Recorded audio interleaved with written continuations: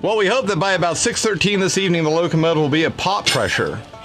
And we'll be able to begin break-in runs on the KRM lines, trying to keep it under 50.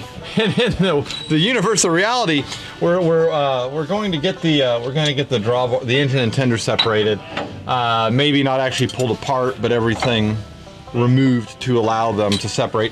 So the way this whole system goes together, you've got kind of a complicated arrangement, complicated to explain anyway, arrangement up front. There's more than just the pins holding, or a pin holding the drawbars in on the locomotive end. So even after the pin drops out, you have to remove the upper drawbar so that the lower drawbar can then be lifted up and moved out. But anyway, just take care and separate them, and then the tender will be pretty well ready, short of removing a couple pins in the brake rigging to put those roller bearing trucks under it. Andrew, can you get that side out or no? We are here at Kentucky Railway Museum working on 2716, and we're preparing it to have the separation of the engine and tender. So once we do that, then we can work on converting the tender to the roller bearing trucks. While we're doing the separation preparation, we're also preparing the roller bearing trucks, the Buckeye trucks that we got from Big Rivers Electric Cooperative back in 2 months ago. We were going to do a brake test to see if the brake system would actually function with the locomotive set up as basically as a car for the move, right? That's the way it needs to be set up.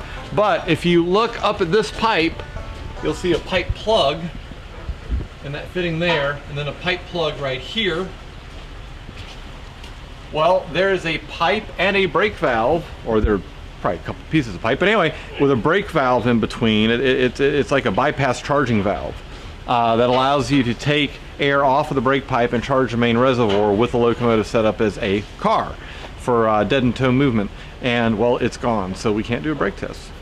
The replacement trucks that we have from Big Rivers are basically just going to be a swap out for the older trucks that are under 2716's tender. The reason we have to do that is because they're roller bearing equipped, and the current trucks that we have for 2716 are not. Instead of doing the actual conversion here in the field, we're just swapping the trucks out, and then eventually we'll do the conversion when we're down at our place in Ravenna. That process is relatively simple. There'll be a couple modifications we have to do to the replacement Buckeye trucks, but they're being needle scaled right now. They're just basically being cleaned up and ready to put underneath 2716. We're prepared now to separate the engine and tender when we're ready to do so. Should be in the next couple weeks.